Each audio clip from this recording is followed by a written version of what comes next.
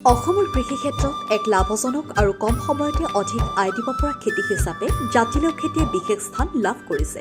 বিশেষকৈ উন্নত হাইব্ৰিড জাত গাড্ডা 140F1 ব্যৱহাৰ কৰিলে কৃষকে থলুৱা জাততকৈ বহুগুণে অধিক উৎপাদন লাভ কৰিব পাৰে, কিয়নো এই জাতটো সোনকালে বৃদ্ধি পায়, আগতীয়াকৈ ফল ধৰে আৰু ফলৰ সংখ্যা অধিক হোৱাৰ বাবে বজাৰত বিক্ৰীৰ সুযোগো বেছি থাকে। সঠিক পৰিকল্পনা আৰু বৈজ্ঞানিক কৃষি পদ্ধতি অনুসৰণ কৰিলে এই খেতিয়ে কৃষকৰ আয় বৃদ্ধি কৰাৰ এক শক্তিশালী মাধ্যম হিচাপে কাম কৰিব পাৰে।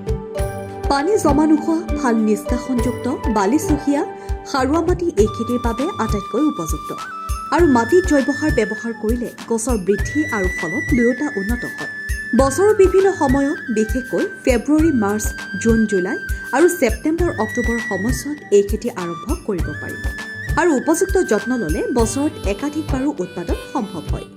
নিয়মিত পানী যোগান, আগপাত নিয়ন্ত্ৰণ আৰু সঠিক যত্নৰ সহায়ত এই জাতিলাও খেতিয়ে কৃষকসকলক কম সময়তে অধিক লাভ অৰ্জনৰ এক স্থায়ী সুযোগ প্ৰদান কৰিব পাৰে। নিউজ ডেস্ক ৰিপৰ্ট, অমৃত।